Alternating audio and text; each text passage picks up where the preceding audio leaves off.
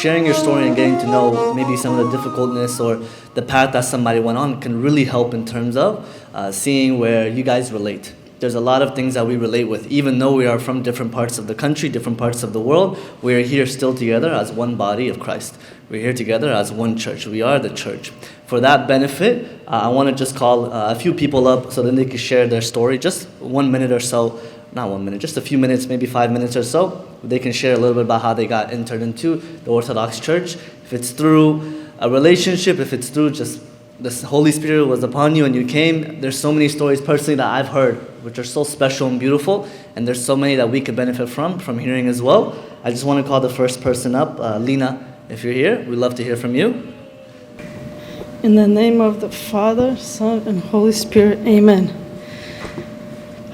Behold now what is good now, or so pleasant as for brothers to dwell together in unity. Psalm 132, 1. Dear fathers, deacons, teachers, brothers, and sisters, I want to thank you for inviting me today and letting me speak about my journey to Ethiopian Orthodox Church. I come from a Baptist Christian family church where we went to church every Sunday. At this moment, I would like to take this time and talk about my journey, how I became an Ethiopian Orthodox Church, and how I joined Ethiopian Orthodox Church. Let me talk about my life. First, I met my husband Yilma 8 years ago. When we got together, we would talk about church, religion, Bible, and what the future looks like for us. When we got married, we went to St. Gregorius Orthodox Church. There were no Ethiopian Orthodox churches opened. When the Ethiopian church opened about 5 years ago, my family started going over there. I want to take this time to talk about Father Kestis Makonnen. I met him 5 years ago. He opened his arms towards me and welcomed me to church, even though I come from a different culture, religion, and spoke a different language. He was so kind to me. We would talk about fasting, bowing, monks, church, and the reasons for each of them. Shortly after, he introduced me to Dr. Kestis Amsolu. He was the first father I knew. He taught me for 3 months virtually. I'm thankful for him because he took his time and to be away from his family to teach me. Later, after some time, Father Kestis Makonnen introduced me to bishops, fathers, and deacons. No words to describe how much he meant to me and my family. In Exodus 3, 7 through 14, this story talks about how God took Israel to Egypt. The story explains how Israel went through hard times and how God took them out of the land to a land of flowing milk and honey. My life was like that from Egypt to Canaan, filled with sin. After becoming an Ethiopian Orthodox, my life changed to a better life and to be a good example for others. I started praying more, loving God, fasting, bowing, and reading the Bible, and going to church. Now I have a fear of God and love God. I hope one day my family will visit Ethiopia and learn more about the culture. May God bless the Ethiopian culture, and thank you for your time. May God bless each and one of you. Thank you. Salam nachu and nachu. So I grew up real quick. This is my experience coming into the Tawahado Church. Third generation American on both sides of my family. My mom's side is Greek. My dad's side is German. My dad ended up converting to Greek Orthodox. So I was raised to cradle Eastern Orthodox. We grew up back and forth from Wichita, Kansas to Los Angeles. And it was a big blessing to be cradle Orthodox. I was really impacted by the church at a young age. We were pretty involved in the church growing up. But as most cradle Orthodox do, I kind of strayed away from Christianity in the church as I got older into high school and college times. but it had a big impact on me. At a young age, I wanted to become a altar boy serving altar for a brief moment. My little brother's godmother, Nuna Katina Kathiotis, she was helping me. She's like a professor, and she was bringing me some like worksheets on like basic Greek and stuff. But since my parents were real modern and secular people, they weren't very versed into the theology or like the true church meaning and stuff, which is kind of typical for Americans. So, like for example, we didn't have a prayer corner in my house, but we had Orthodox icons throughout the house and stuff. But another thing, just kind of growing up, wondering about the faith, I would ask my parents or people around me that questions like, so if you're not Christian, everyone else is going to be going to hell? And they're like, yep. But that's not the Orthodox theology. That's a Protestant teaching. So I'm going to kind of get into a little bit, after I explain my story, into just kind of how that all works, how we're kind of influenced so much by the West, by what we think is Christianity, but it's not the apostolic or doesn't look anything like what the true faith is. So as I was getting older, I was still searching, and I just truly believed in God so much. One of my Japanese friends that we made music together was showing me the Tao Te Ching, which is like some Eastern philosophy, Eastern kind of religion. I read some books on Buddhism. I got into the I Ching, which is I don't know if this is an evil book, but it's a divination tool, which is forbidden in the Bible, even though they used it on exception in the Old Testament and the New Testament. For example, when they casted lots for the apostles. But yeah, that was an exception to the rule at those times in the Bible. But for me, I used this like pretty heavily for about 5.5 years, and it really did rewire me of how I thought about the world. It's really involved with heaven and earth, and how every situation, how it's the ancient worldview is just so different from our modern days.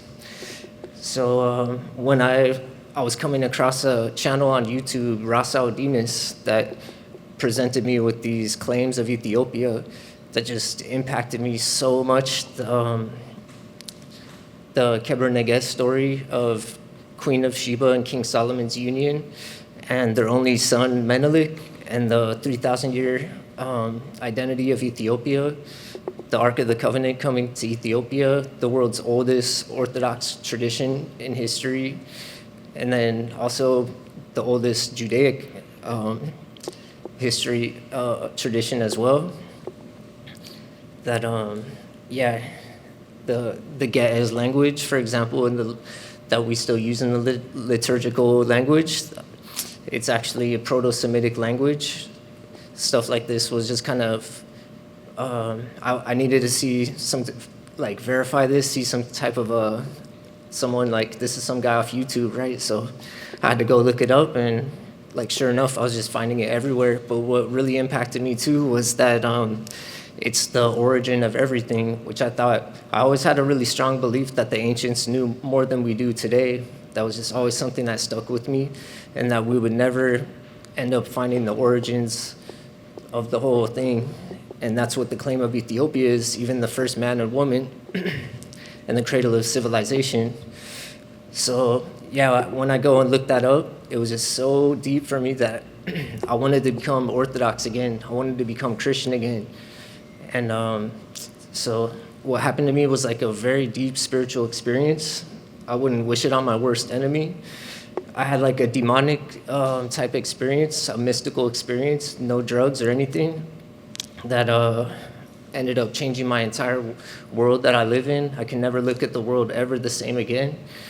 That I know how spiritual this world truly is now. Yeah, it's a paradigm shifting thing when something like this happens.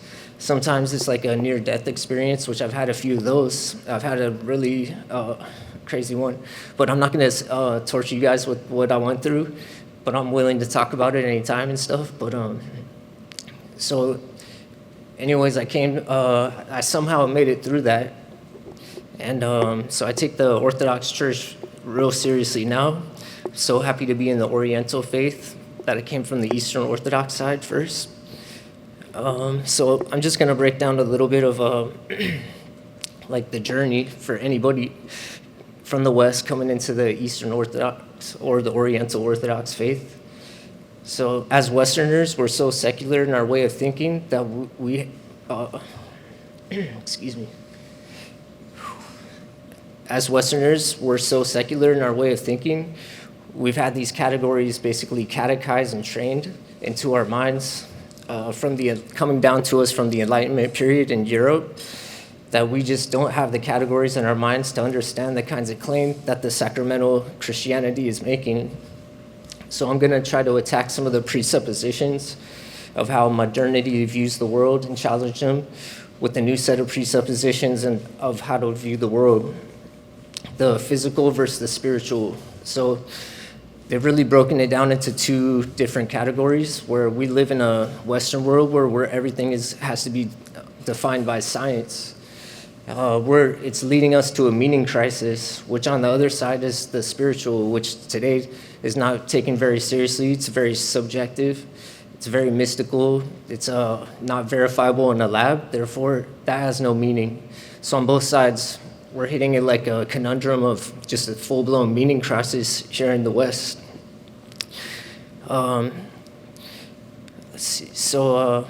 an example, even a religious modern person would think a miracle is a temporary suspension of the laws of physics to accommodate a supernatural category, where we do believe in the natural side of things, but in a supernatural, that's kind of a really like woo-woo, taboo kind of category for people. For an example, though, for Orthodoxy, there's a miracle icon on the island of Oahu in Hawaii. It's in the Russian Orthodox Church, and it's a streaming myrrh oil icon that causes miracles everywhere it goes. I've gotten to see it a couple times, and it's super powerful to just be around it. And this is like just 24/7. This thing is just gushing myrrh oil, and it's causing miracles everywhere it goes. It goes to monasteries and all around the world. My little brother's passed away about 6 years ago, and his godmother was showing me a video of it, and I kind of like started crying, you know? Another one is last January in Ethiopia. I was in the monastery and seeing mummified bodies, like hundreds of mummified bodies just laying next to each other in some damp cave where their bodies are not decomposing like a natural body would be. It still has all the skin on all their bones, even a full hand. And these are hundreds of bodies. So that's just a little example of like what we have in the Orthodox Church. But so what do we mean by God? It's not a particular being or entity like Zeus or like nowadays in the modern world, it's like we've been all the way to space, we've been to the moon and back. We've never seen the bearded man in the sky. Like, where's God? You'll hear atheists all the time, like, show me God and then I'll believe. But what we mean by God is not that. What we mean by God is actually being itself, existence itself, reality itself, life itself. God is the first prime mover, the creator, the essence and source of everything. For example, we take for granted our breath of life. We never have to think about it. We're just a human being, right? So in Exodus 3:2, the angel of the Lord appears to Moses in the burning bush as the I am that will forever be from generation to generation.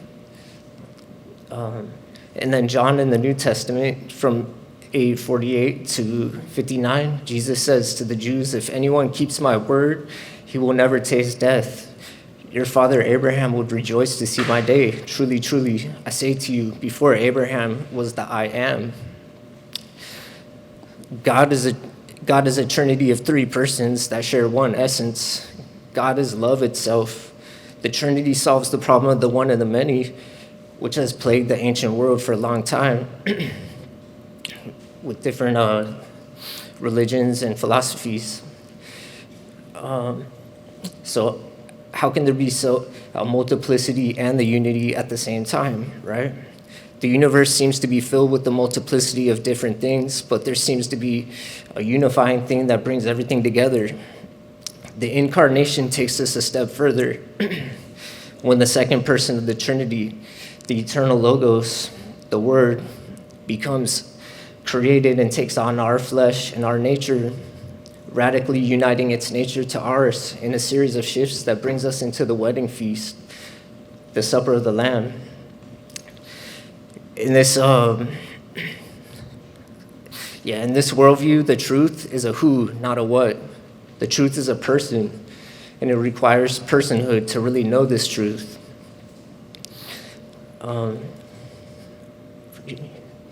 So true knowledge, what is true knowledge?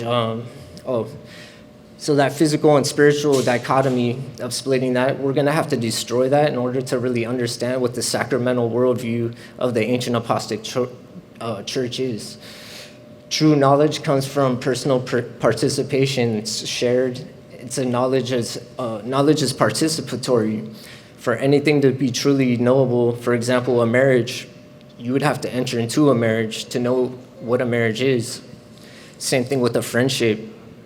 You would have to enter into a friendship to truly know what a friendship is. This is to know the church. You'd have to enter into the church to know her. We are the knower, but we can't be a good knower if we're not holy. Sins and passions limit our ability to know the reality and how the world really works. When we're consumed by the passions, such as addictions, habits, these things make our life a lot harder. You can't really see as clear. It's going to show in your relationships with other people and with the community at large. Sacraments are a physical and spiritual thing that we have to first purify ourselves with fasting and prayer to approach them. In the Western Protestant forms of Christianity, it's a more legalistic, these would look like rules and regulations, a legalistic form coming down to us from the Catholicism originally.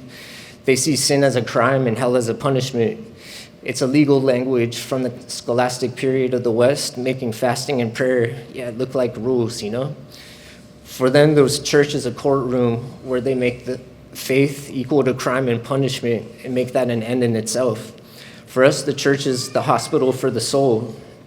Sin is seen as sickness, and what we need is healing, not punishment. The sick need to be nourished, the weak need to be strengthened. So what do? What you do with the body, you do with the soul, you do with the spirit. The Eastern traditional religions of the world believe in mysticism, monastics, monks. We believe in saints.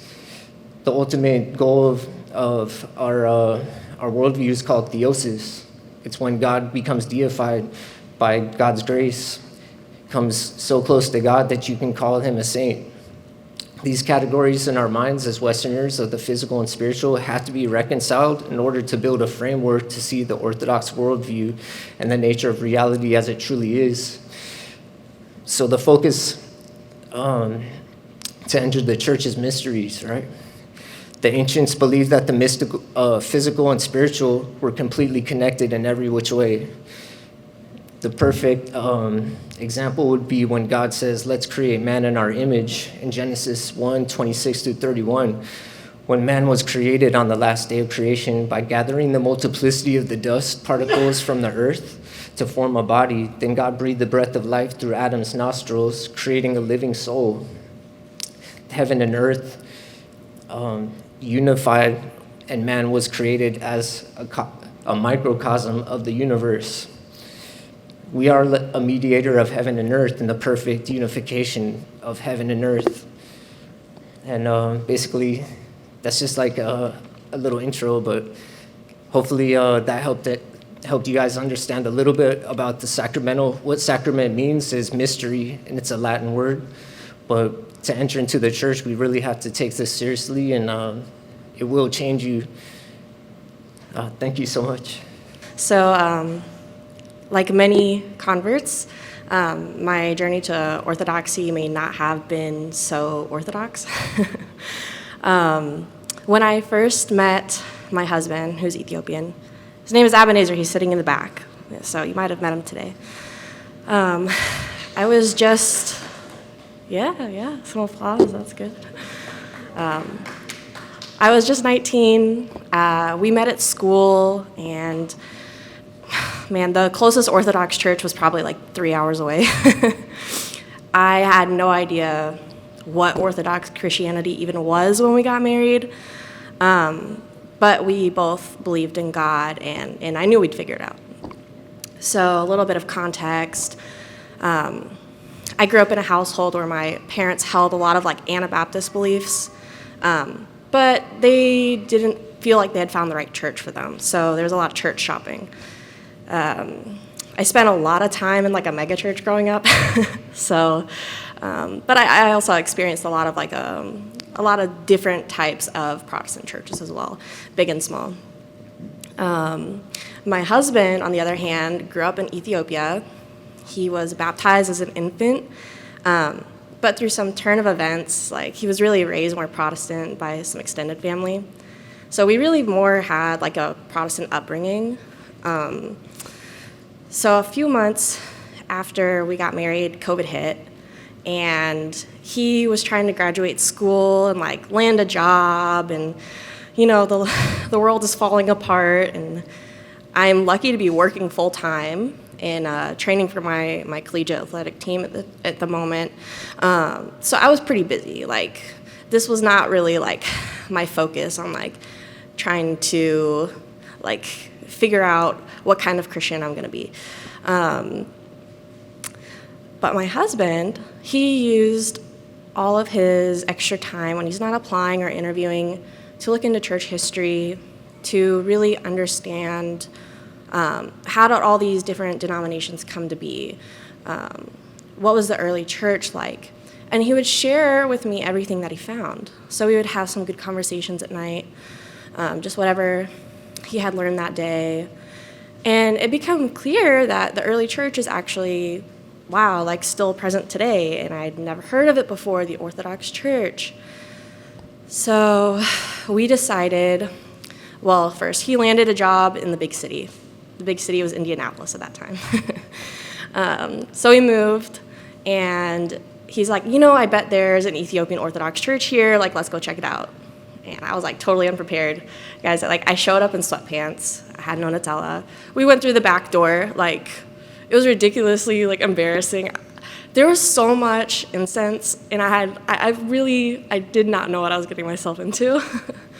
But the people were really nice. And like, even though I had no idea what was going on, like I did feel like really peaceful, and like there was just something to it that made me come back. I got to know some people eventually through talking to Ebenezer, through talking to some people in the church. I was like, okay, well, this Orthodox faith, like everything makes sense. Even things that I never thought to ask before, questions I don't think I ever even had, they're being answered. Everything makes sense. So why wouldn't I look into this any further? I went through catechesis, and then at the end of the year, December 2020, I was baptized into the faith. And I thought that would be the end of the road. But what I didn't realize is that that was actually like the beginning of my journey. From there, like I went back to school, and that was several hours away. So I was trying to live an Orthodox lifestyle on a college campus in America with no Orthodox church nearby. My husband's not even with me. Like, I don't even, guidance is not a thing. So, yes, I had to make a lot of changes in my life socially. Like, I'm probably not going to that house party, and like, the kind of music that we would listen to on my team, like I'm probably not listening to that anymore. And I'm trying to attend like virtual Bible study to learn more about my faith, because even though I knew in my heart like what I believed was true and right, like I had no idea how to express that to anyone yet. Like I needed more of like a firm foundation before I could really like tell other people, hey, this is like my faith, this is what I believe, these are the differences between like other churches and other beliefs. So those were like a few difficult years. Eventually I graduated. I got a fresh start. And then I realized that corporate America is also really hard to be Orthodox in. So that was the whole journey in itself. But, thank goodness, about a year ago, we were able to move down here. We were expecting our first child, and we just have like a little bit of a bigger support system down here in Texas. And wow, I've been blown away by the resources here. And man, I just have nothing but just like so much thanks in my heart for how much I've been able to grow in the last few years, especially when we moved. Like, this community has been so welcoming and so many resources out there. It's so good to be able to raise children here. So yeah, I think, but still, like, there's struggles, right? So some of the things that I'm still struggling with today would be like managing demands of everyday life. So I'm a mom now, and my husband, he works full time, and he has to parent, and like everything is just different now, like when kids come into the equation. And also like learning how to find rest in God, like when life gets busy, and how to keep incorporating God into all the different aspects of our life. I think that's something that I'll never stop like struggling with, right? But yeah, thank you for listening to my story. I feel very optimistic about like the journey ahead. I've been really grateful to hear some of your stories as well, and thank you to everyone that's put this conference together. That's all. In the name of the Father, the Son, and the Holy Spirit, one God. Amen. Well, what can I say after everything that we have heard today? What can I add? My story probably ain't too different from, or very similar to all of us coming into the church from different background, different country, Spanish-speaking country, Catholic family growing up, and later on growing up, ending in the Baptist church, seeking more knowledge about Bible, things that I wasn't getting at the Catholic Church. So, the process of one's journey is not by chance. It's not a coincidence. In every step of the way, any situation that you encounter in your life, God has a purpose. And He's going to take you from one to the other, to the place that He wants to take you. And I myself, like all of you, we have found a home here in the Ethiopian Orthodox Tawahedo Church. Okay, thank you. Why? It's God's mystery, God's work. Just like evangelism, it's God who do the work. It's the Holy Spirit who do the work. We are just instruments. If we let ourselves be instruments, if we become obedient, and we deeply search for the will of God in our life, then we can become an instrument. So, let's start with, I found the church kind of like living in California after being in Puerto Rico, or growing up in Puerto Rico. I moved to Costa Rica when I was 18 years old, 19 years old. I found, was surfing. I found reggae, Rasta, and all that, and then came back to Puerto Rico, started a reggae band. There was no Rasta, no dreadlocks back in the island in that time. And, I got in trouble. Because, there's this guy out there, with dreadlocks, coming to rob a grocery store. They never see something like that. So sometimes I was like close to, escaping with my life, and sometimes I ended up in jail, and so my parents have to kind of get me out of jail or out of trouble, right? But it was part of the journey that God was taking me through, This was something new in the island. So, fast forward, I become successful in the music, and I start recording. I go to Jamaica, I record in Tough Gun Studios, Bob Marley Studios. I play with Bob Marley musicians, and I started music career. It seems like it was going somewhere, but it wasn't going nowhere. God had a plan for me. God's plan was coming here. You know? So, after releasing the album that I recorded in Jamaica, Top Gun Studios, I get a call one day. He say, "Hey, we want you in California. I want you to do a tour." And I said, "All right, okay, let's start talking." You know, and we set to a deal and tickets and all that, band members, and we go on tour, go on start, and we go on a tour. Right? So I go on tour on 2003. All right. Come back to Puerto Rico, and I open for the Whalers, and everything seems like, well, but my first son was coming on the way, Lish Tafari, I named him, you know. That was 2003. He was born that year. We did the tour in 2002. 2003, my first son is born. And, you know, around that time, things start getting harder, you know. Obviously, now you have a child, you have responsibilities, so I started focusing more on recording and so on. And then later after my second child, Chachamani, my beautiful daughter, and I keep on recording, sticking my head in the studio, recording more and more and more. And then in 2006, my little Naya is coming, and some friends that I made in California, they invite me to come back to California for another tour. So I go back to California for another tour, but now with a different mentality, because now I'm a parent. So I see the opportunities and the possibilities of probably relocating to California to raise a family over there. And I did that. You know, I when I came back from the tour, I told my wife, "Hey, baby, we have to go.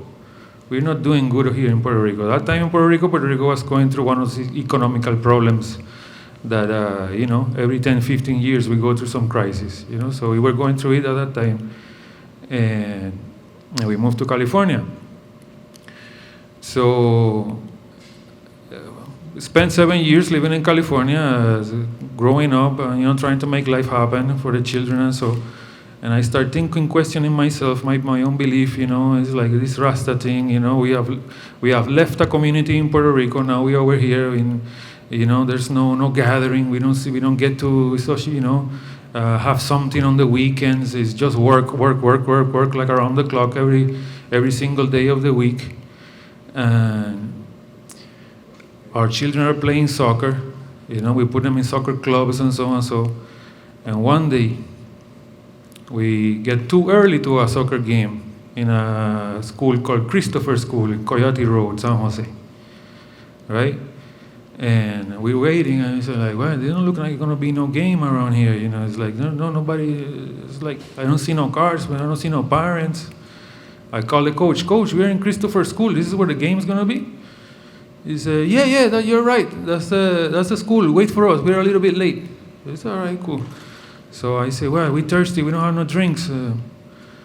Check on Google Maps, there's a gas station in the corner. So I tell my wife, hey, let's drive forward, so buy some drinks and so for the game. So as we move past the school, we see the Ethiopian flag and the American flag. I say, Rasta building, what? Let's go in there. It seems like Rasta are organized over here, they have something. So we drive inside, go around the parking lot, come back around, get to the bulletin board, and I take a picture of it. And I take it and just go home, went to the game. I don't know what happened, if we lost or win or whatever. So. But as time progressed, then we start going to the Ethiopian restaurants to eat. After the games, we start looking, vegan food. Ethiopian restaurant Zeni, Ethiopian restaurant Walia, so on, so on, so. And so, let's go eat over there, veggie combo, $15, the whole family eat. A good deal, right? So in one of the restaurants, we find a brochure from El Kamadi Summit celebration. So I take it, and I say, all right, this is a good fun activity to go after a game with the family. So, months or something, I don't know how long it passed that. We finally go, after the game, it coincided with that day, it was the celebration, so we go to the celebration downtown San Jose. And the first thing that it shocked me when I got there, because I was able to compare all my life, from my 20s to my 40s, in the reggae Rasta movement, and I see the Ethiopian community celebrating, having a festival. I didn't see no discussion, no argument, no quarrel. Everything just peaceful. Everybody enjoying, having a good time. Everybody well dressed, royally, traditionally. And that impacted me. I said, wow, these people are different. These people is something else. Looking at everybody in the festival. I said, wow. So I walk around. I go to booth by booth. And then I find a booth with some brochures and books and so on. And I say, what? I'm learning Amharic class? This is interesting. I want to learn Amharic too. So I grab the brochure and keep it in my pocket, and then we enjoy the rest of the festival. We go home. Fast forward a year later, I'm with the youths at the house, and we have nowhere to go. And I see the brochure on the wall. I say, oh, that's what we're going to do today. That's a fun activity for the day. Let's go check out the Amharic class. So I drive to the same place where we had the game before. I remember exactly where it was, Coyote Road, Christopher School, the church next to it. And I go over there. It's a Saturday, gate open, church empty, and we drive all the way to the back. Just me and my 3 children. And I see the priest, Ababeza, in the balcony talking on the phone. He comes down. Guess what the first thing he said? No English. But good thing he was talking with somebody on the phone. So the person on the phone said, who is that? What does he want? Put him on the phone. And he gave me the phone. So he said, what are you looking for? I'm looking for the Amharic class. So he said, okay, put back the priest on the phone. He puts back in the phone. The priest said, just with his hand, like wait, hand sign. Go into the kitchen and come and get Alem Tsai. I'll tell you who Alem Tsai ended up being. So this lady come, and she see me. She already know about Rasta, a friend of mine, Haile Mikael, and so and so.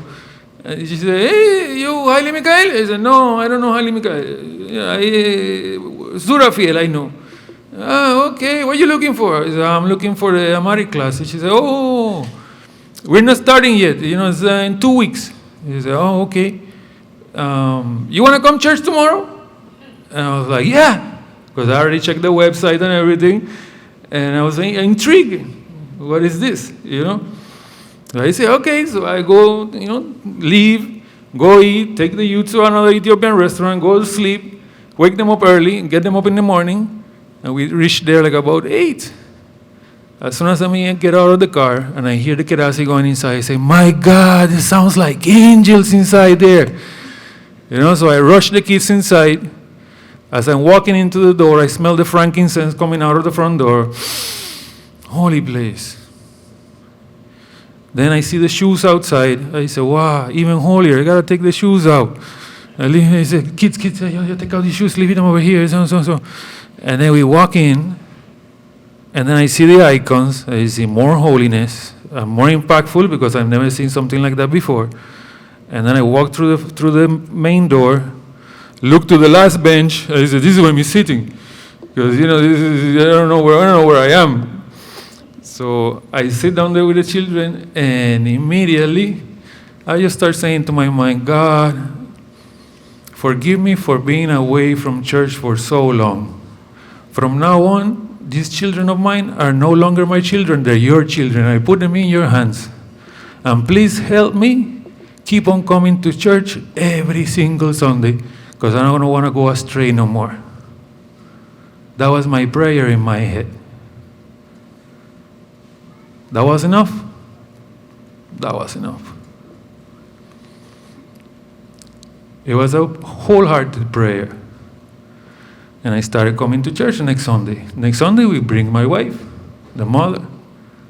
We were going through struggles. Like all we go together as a family. We keep on coming, we keep on coming, we keep on coming. Oh, but I don't understand. Read the screen. There's a translation in the screen. Oh, I don't know nobody over there. Don't worry. And then little by little, the weight in my shoulders about getting baptized starts hitting me. And I go to the same Alem side, the lady that first greeted me, and invited me to church, and I tell her, hey, there's something that doesn't leave me alone. I have a weight in my shoulders. There is something telling me that I need to get baptized. What are we going to do? So, okay, I'm going to talk to the board so they will call you. Okay, all right. So we did, I wait for the call, and in one soccer game, one soccer tournament, I get a call from one board member. Get some question asked, so where we live, where you from, so how do you find us, so.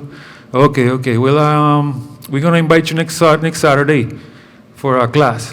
All right, we go to the class, we get some teaching and so on, so, and then we get invited to see His Eminence Abuna Melchizedek.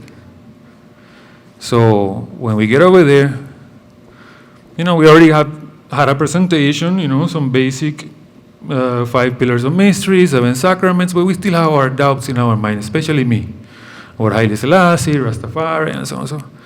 So we're in the presence of His Eminence in his living room, and I say, what about this? But Haile Selassie, I start asking something, and then they say, oh, but he looked at the priest and the case. I said, do you teach him?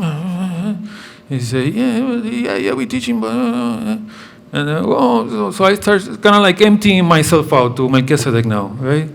So I tell Melchizedek, it's like, if I can prove something, I won't believe it. I kind of like Gnostic in my belief and my way of thinking and so on and so. And then, but why you want to get baptized in our church? I said, no, because, I've done some research and I see this is the kind of like the true church. Oh, but you've been baptized before? He said, yeah, I was baptized in the Catholic Church and then in the Baptist Church. And why a third time? Why you want to be baptized in our church? He said, how about touching, the church heretical, So he looked at me, right? He opened his eye, he closed one eye and he opened another one. He said, will you preach? I said, when he said that at that moment, I just looked to the ceiling of the living room and I said, God, I understood there was a calling, something that had taken me to that moment, I just like my whole life passed in front of me, a little bit what I have told you, growing up in the Catholic Church and then being a Baptist. And when I was in the Baptist Church, I used to do evangelization, going to Dominican Republic and, go door to door and, we used to do all that. Plus being a singer and all that is similar, Someone said, will you preach? I said, oh my God. Here we go, God. I just looked down. I say, well, Wataching, if you say so, I'll do so. I'm not going to do like Jonas and run away. What I did in that moment, I committed myself. I committed myself to whatever God had for me. Let's do it. Let's go on. So one thing Abuna said at that moment, he was like, we had about 50-something Rastafarians baptized here in the church. And I was, oh, wow, that's good.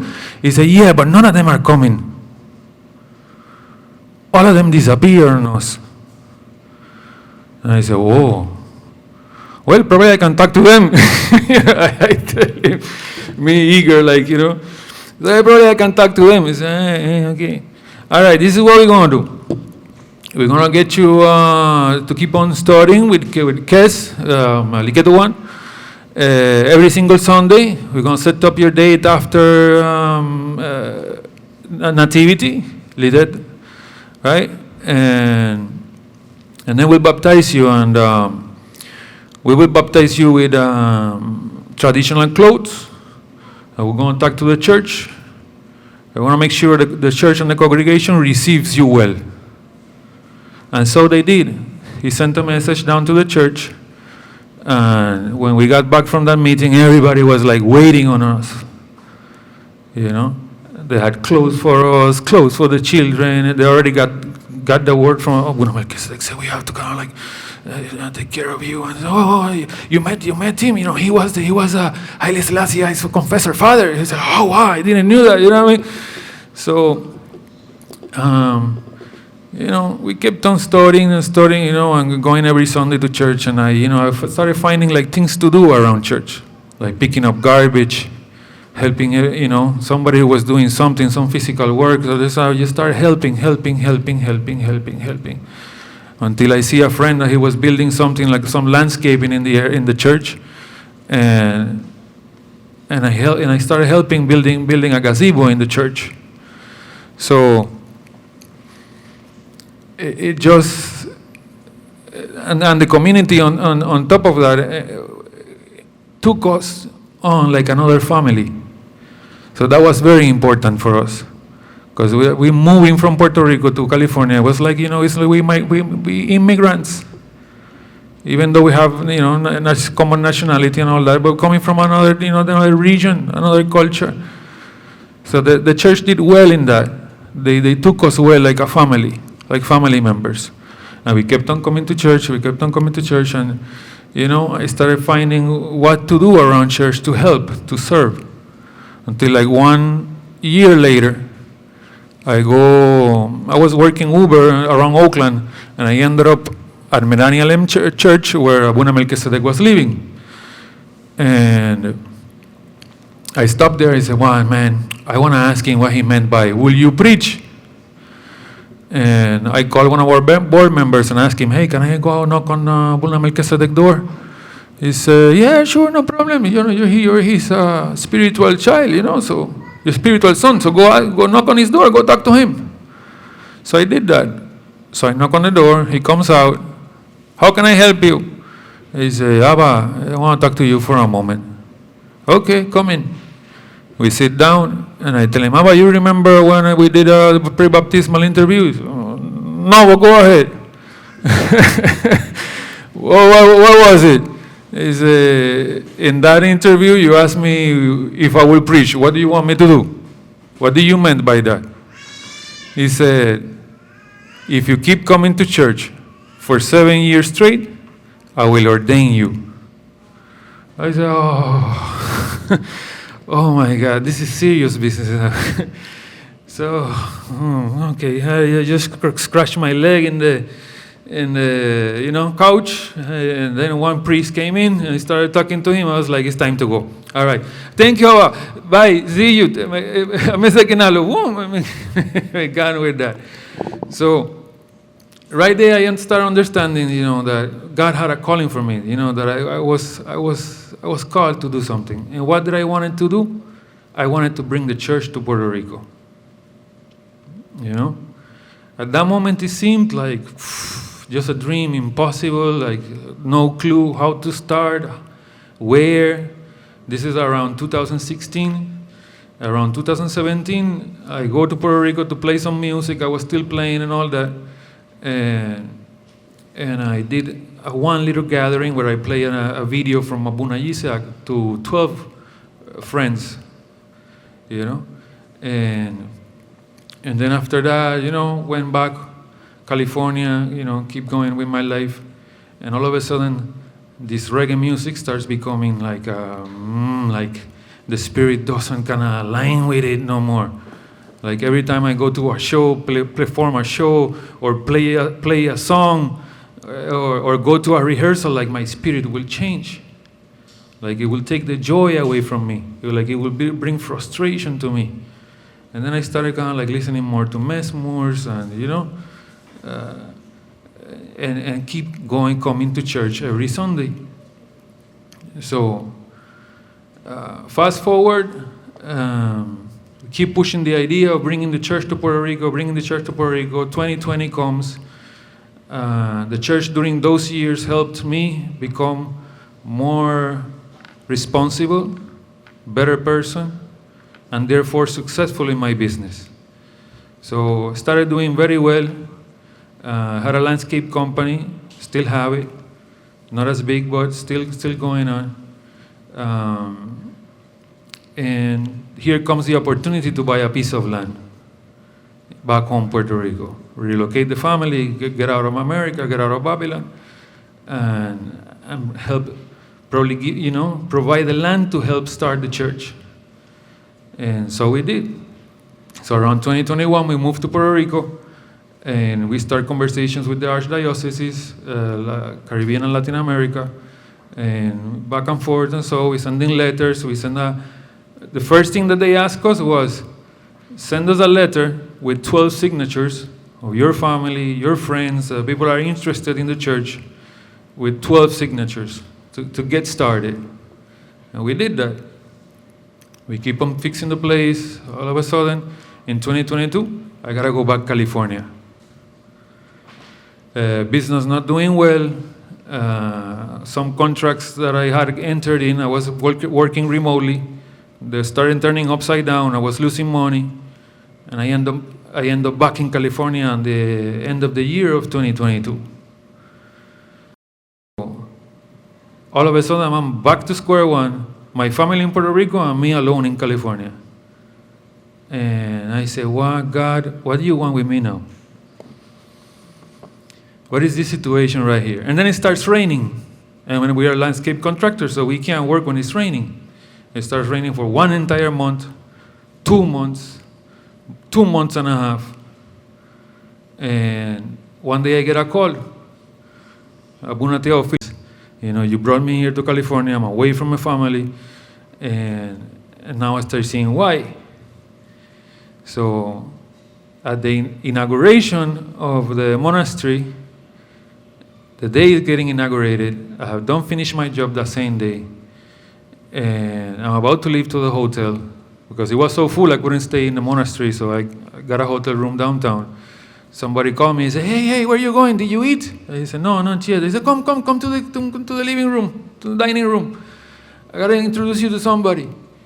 And when I go over there, my friend Adam too, he said, come meet Abunatarios. And I said, Abataching, oh my God, I didn't know you were coming here. Somebody told me that I would.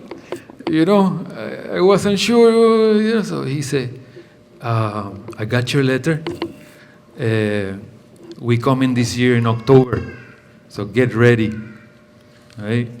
So I said, what? So immediately, the next day, I start sending messages to my family, our organization. We already have done the steps that the Archdiocese had asked us, like start a non-profit organization with board members and all that.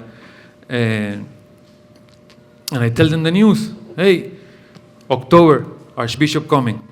Great opportunity, or historic, and so on and so. So we started working towards that, and in October we bring His Grace to Puerto Rico. I can tell you, Kesmusi told you a little bit about His Grace. His Grace is amazing. It's like everywhere we went with Him, you see miracles happen around Him. But literally, miracles, If you look closely, the things that happen around Him is amazing. We did one conference in a college. We took him to a town in the north coast of Puerto Rico. We got him to meet the mayor of the town. We took him to the Catholic church. We took him to the beach. We took him to a beach restaurant. We took him to a cultural center. We gave him a good tour around the north coast that Friday. And the first thing when he arrived Tuesday, Wednesday morning, I have an interview set up for him over the phone with a radio station. And after the interview finishes, he says, Haile Gabriel, we need a local priest, a local clergy.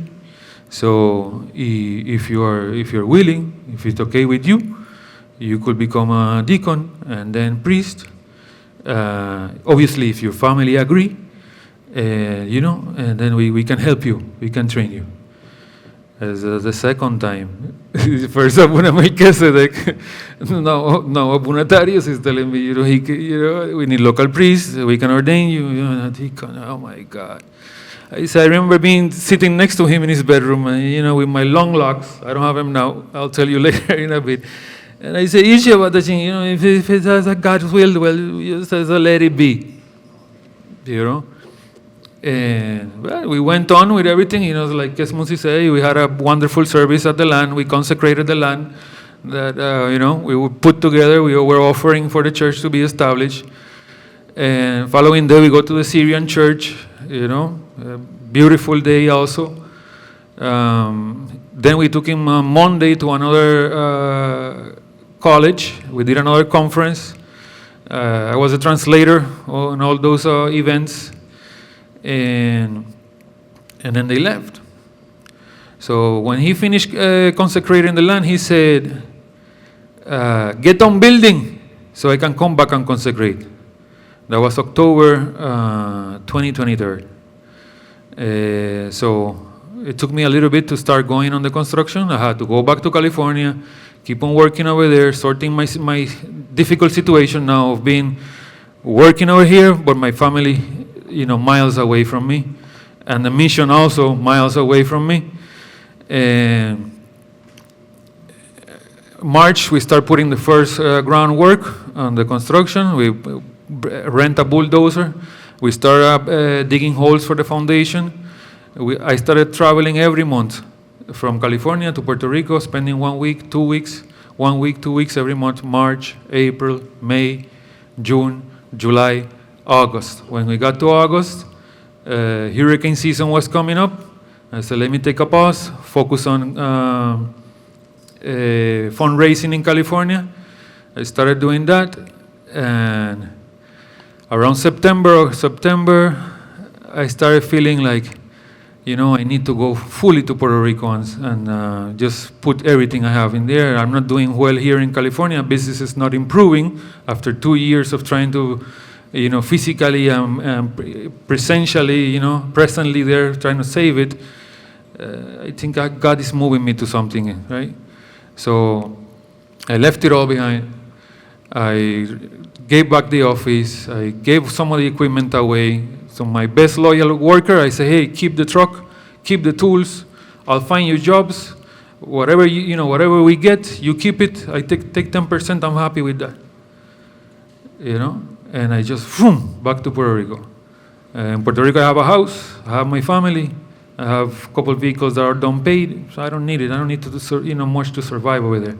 When I got there in October, working full time on the church. Only church. Guess what? All of a sudden, the business starts doing good in California. I don't even need to get a job in Puerto Rico. And I'm working Monday through Sunday, from October, November, December, January in Puerto Rico to make this mission and this how would I say, something that I feel that it was entrusted unto me to make it happen and make it a reality. 1 month before the inauguration, I think I sent a letter to Secretary General Deacon Hamere Mariam. I said, Deacon Hamere Mariam, we would like Abatachin to come within a month. He said, are you sure you're going to have it all ready by then? It seems like you have a lot of work to do still.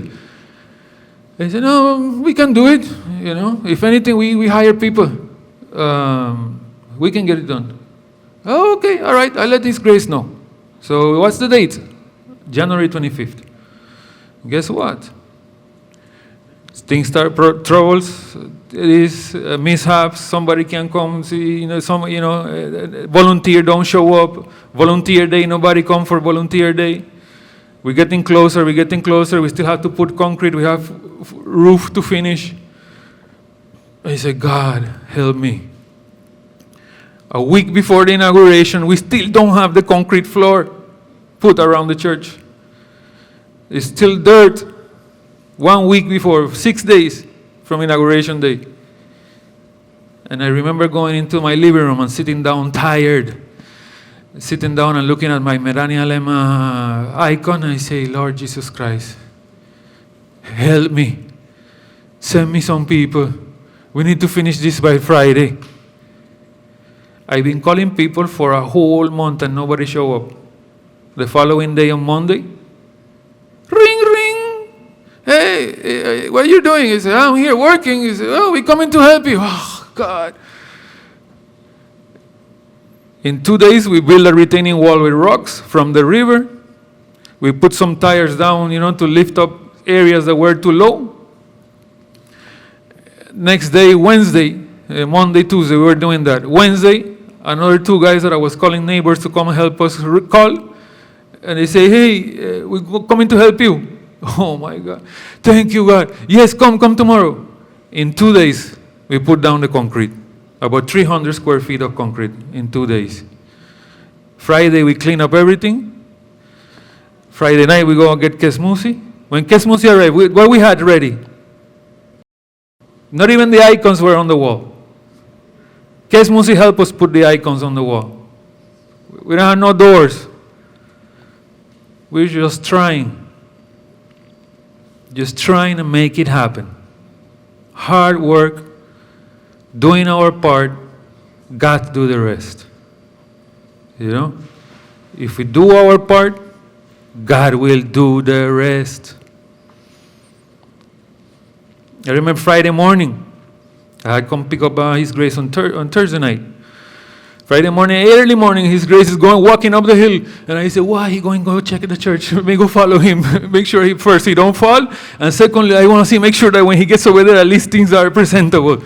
So when he gets over there, he's amazed. He said, wow, Haile Gabriel, you did all this? I said, no, not alone, definitely. Not alone. I couldn't do it alone. He said, oh my God, this is beautiful, Haile Gabriel. God bless you. God bless you, as he walked around. So next day, we consecrated the church on January 25th. On the 26th, the following day on Sunday, we had service, our second service ever in the island. And after that, we had a service in March 21st. And then we had one recently in May 11th, big success. And we're still moving. Like I heard earlier, what is the purpose? What is the goal? It's not just building the church. That's part of it, obviously, because we need a place of worship.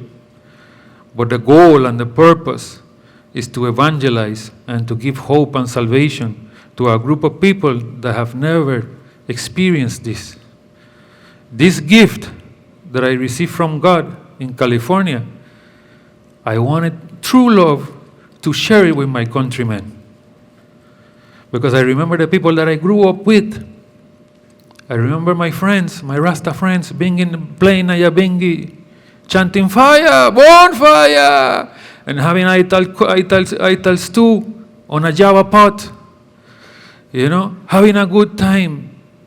But what? But being together, having a community, and that we lose it. We lost it. We lost that. When I moved to California, I lost that. But then I found you. I found the Ethiopian Orthodox Church, and you gave me that community and that house and that family that I had lost. And not only that, I found the true faith, Orthodox faith, together with a family, love, somewhere where I could take my children and they become better. Because they grew up being better than how things were going before we found the church. Before we found the church, we were going the road. Leroy, you're going the other way. So the grandma in a Rockers in Rockers the movie. Oh my God, Leroy, where are you going? Yeah, that's how I was. That was Max. Max, where are you going? Max was astray, and so his family was going astray. And I know I already talked too much. All through the grace of God, but, the message is like, let's do some work. Let's put some effort in what we're doing, put a heart in it, and God will do the rest. Amen? Thank you so much. Many people don't know this, but in many municipalities, you had to be a member of the Ku Klux Klan in order to get a job as a policeman or a fireman. And that was also true in Dallas. What this led to, fellas like me, children of civil rights, is animosity. And it was a very toxic environment. I became a firefighter and a paramedic, and it was a very toxic environment.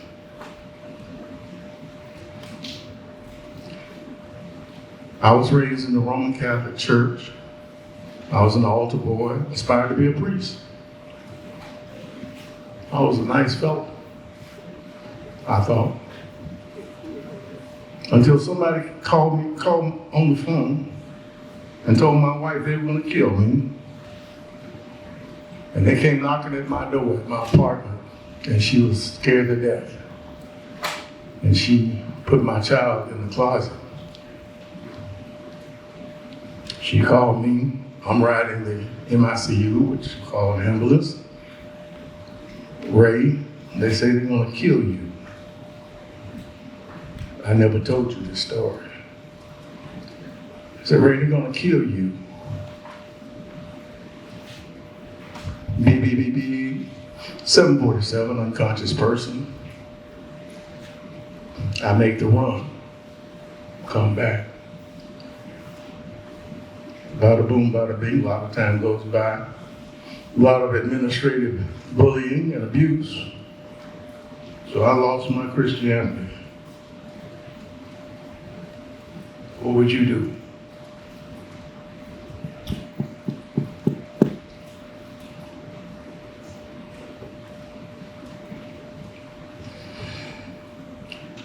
I prayed to God and I said, if you show me, ultimately I said, if you show me when you were on the cross, the church you had in mind, that's existent today, that's excellent today, that was what you had in mind when you hung on the cross, show it to me.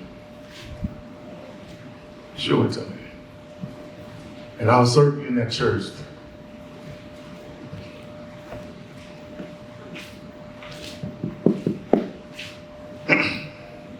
All the days of my life.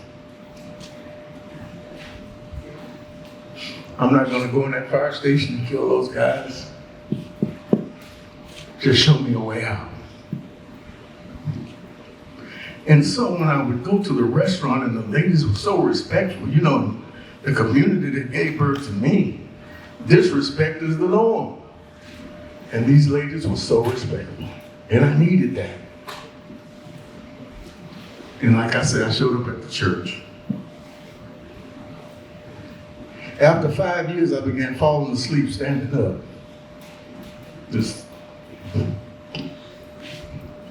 It was embarrassing. And the children would run up and down the aisles. Roughshod. And I was raised Catholic. You know, raised Catholic, you can't even turn around in church, so it felt very comfortable. So I took those children, by the grace of God, myself, a man named Enoch, his brother, who's a priest now, and began teaching them what I knew, you know, partially trying to avoid being embarrassed by falling asleep during Kadasi. They had a convention sort of like this one, and Abuna Yishak came, along with some gentlemen from New York. I met them, they talked to me, and I got a chance to talk to Abuna Yishak. And I said, you know, Abuna, I think that the Ethiopian Orthodox faith has a lot to offer my community. I'm talking about Foundation of Black Americans. He said, well, you blame the Black American people. This from a bishop. And I'm like, how on earth am I going to do that? And I looked at the children. So many names, some of which I can never remember because they're so difficult to pronounce. Seriously. The youngest of them now are about 35, 36 years old. And I did that. I looked at them and I said, well, there's the Black Americans right there. I'm going to teach them. We have a need in our community. And so that's what I did. And God sent me a real good tool. A young man was at the church when I got there. He was about 17 or 18 years old. And what was strange about it is that he was doing everything in the church. And the older people would let him. I'm like, who is this kid? It turned out to be Almighty Desta, who's been a friend of mine since I've been in the church. Miraculous things. I was sitting, I know I'm rambling, forgive me for that, but there's so many things I want to tell you.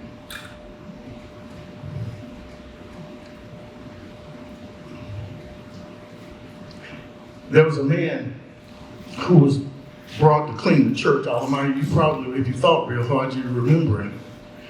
He was an old man, an old black man. He looked homeless. I don't know that he wasn't. And we were sitting in front of the church during the summer. I made my 36th birthday that summer in the church. And he was sitting there and he turned to me and he looked at me. He was put out of the church cleaning because he would smoke.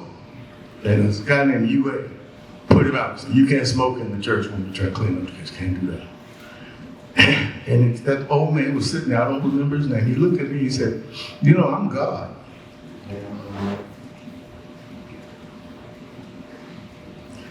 So I'm scared to death. I'm about 36 years old.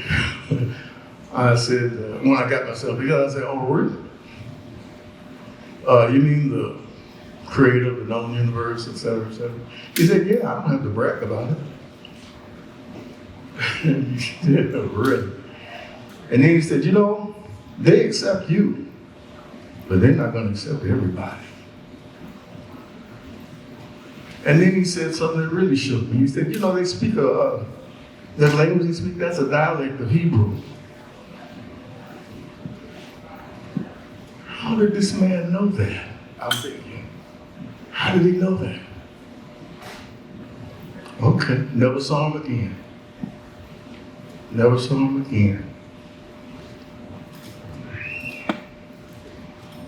And so through the years, we moved from Kings Road, St. Michael's at Kings Road, to this huge $3 million building that's on Jupiter in Dallas. Still no parking. Still no parking. And myself, and when he grew up, Almighty Desta, we all taught the children that were there.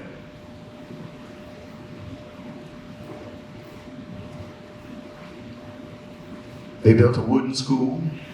First we started out in a closet at Old St. Michael's, and then they built a wooden school, and then they built a brick school. For those of you that are struggling with evangelization, how do we reach children? Work. Don't worry about what they're doing. Don't worry about the committee.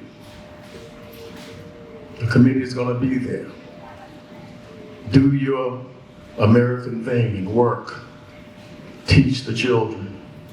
Teach your children. Because in the end, that's all there is. That's all there is. You have to ignore the culture. You have to ignore a culture that doesn't put its, if I'm hurting somebody's feeling, I'm sorry, but then again, I'm not sorry. You've got to do the work. You've got to bend over and pick the cotton up and put it in the bag. And never expect anybody to say, thank you. A saint, I believe it was Saint Sarah from Rose, said, preach a sermon. Preach a sermon. And every now and then, when necessary, use words. As kids say today, you heard me. Every now and then, use words. I'm talking way too much. I'm talking way, and I know it.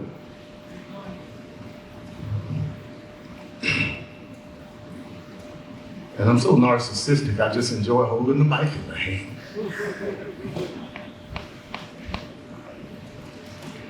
Well, God made provision for me. And most importantly, one night, before a lot of this stuff I've told you about happened, I went to bed. And I had all of this evil on my mind. I'm trying to tell you about how the church saved me, about how Jesus saved me, because he is the church. And all I had on my mind was doing something real ugly. I couldn't get it out of my mind, and I fell asleep. And I woke up in the midst of a choir singing, Shalom Eloi Elohim, Shalom Eloi Elohim, Shalom Eloi Elohim. I didn't know what Eloi Elohim meant. but I had heard Shalom. I got on the phone, there was no internet, blah, blah, blah, blah, blah. Chat GBT. I called a rabbi. I recognized it was Hebrew. He said, that means peace, God, triune God. And my person, my mind, in that dream was filled with peace. And I was able to go to work and be abused for a little bit longer without doing anything ugly. He placed me in the midst of a group of people that respected me. Gosh, oh, it feels so good. And it feels good. And it's that type of culture that I would like to bring somehow, or to be brought to America, because we need it. We need it. God knows we need it. We live in a twerk nasty culture. A Jerry Springer world. And they need what we have and what we found so bad, they can't recognize it when they look at it.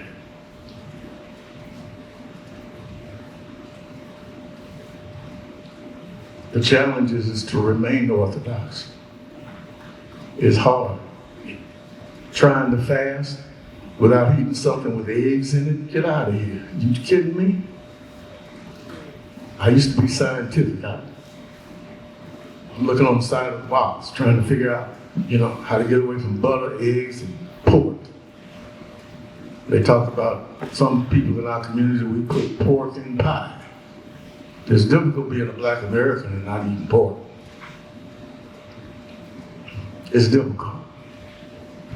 It's difficult adjusting to the calendar. I've shown up at church for Easter and nobody there but me. Where is everybody at? Well, they left this morning. What? I'm in tears at my church mother's house. See, I'm literally, my church sister Senator came outside. Why are you crying? Come in, told her, it's okay, it's gonna be okay. You missed Easter, but that's okay. Evangelize, get a calendar that everybody can understand. And teach it to them. I was never taught. I'm always on the wrong time. I've done that 2 or 3 times. Teach the calendar. It's not complicated. I guess you could say, well, why don't you learn the calendar? Well, I don't know where it is. I don't know. I'm lazy.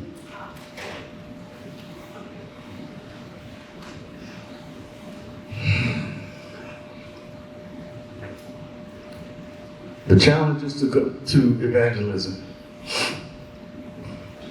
The committee. Bring enough of your friends to church where you can form your own committee in your own church and have an understanding. Because the Ethiopian way and strength is they don't change. And I'm not going to, and you're not going to change them. They have a way that works and it's respectable. It's a great strength. Yeah, I'm going off all of my head. I got to tell you the truth. I may not get a chance to tell you the truth. You guys are going all over the world. And I'm just going to tell you the truth of what I've experienced. Not for my own vain glory, but you guys are going to establish churches. You're going to establish families.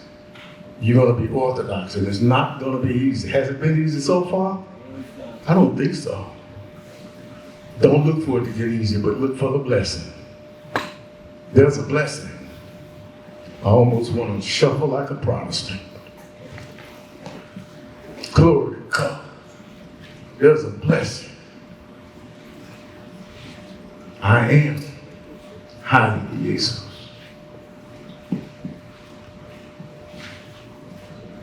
And that's a freeing thing. The brother was talking about, he was this person, then he changed his name. I understand that. From Cassius Clay to Muhammad Ali, didn't we see him do it? From Lonnie Ray Green Jr. to Turun, that's the common name, to Haile Jesus, baptized by my heroes, I guess confessor, Abuna Yeshak. I was so proud of that. I'm so proud of that.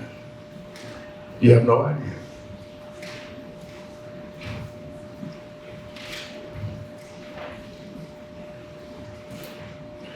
God has answered my prayers. For years, I went to church to teach the Ethiopian children, and I begged my children to come to church with me. I had two, 44 and 37. I would beg my children to go to church with me. They refused. But I went to church and taught other people's children. You heard about Job? You're looking at Job. I didn't know how they would turn out. But God kept them, even though I wasn't there with them on Sunday. And they were in church at their mother's church 8 days a week. Literally. They were there more than God.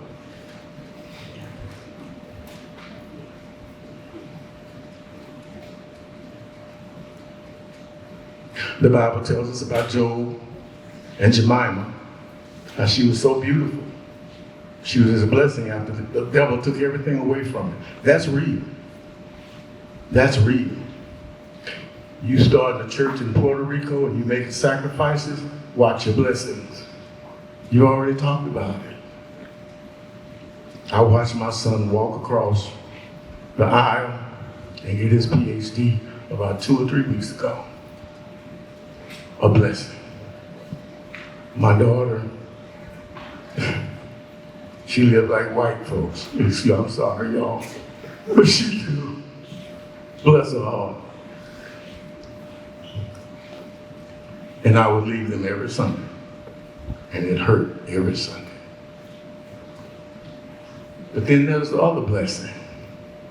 I've seen 2 of my students get married, have children, get married in this society, and have children. Hello, somebody. Can you say Orthodox? Get married? A man and a woman. Male and female. Come on.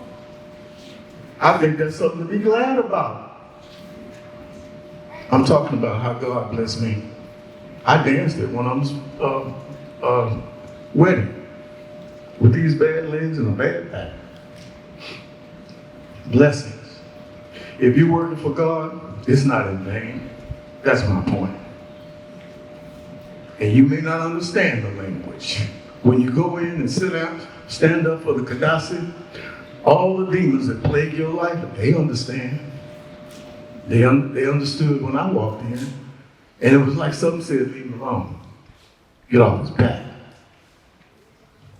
He needs peace. And I didn't have to do it. It was just kadoos, women, just kadoo.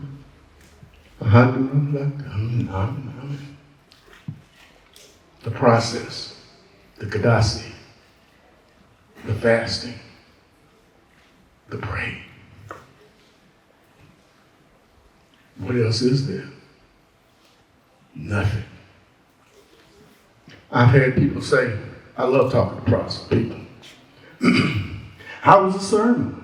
Oh, it was good. We brought some good church. Really? What did he talk about? I don't know, but it was good. This was 30 minutes after the service. You can't tell me what he said? No, but I sure enjoyed church. I go in church, as Almighty alluded to. I didn't understand what he said. I can't tell you the words, but I can tell you that whatever was bugging me is not bugging me anymore. I have a peace that surpasses all understanding.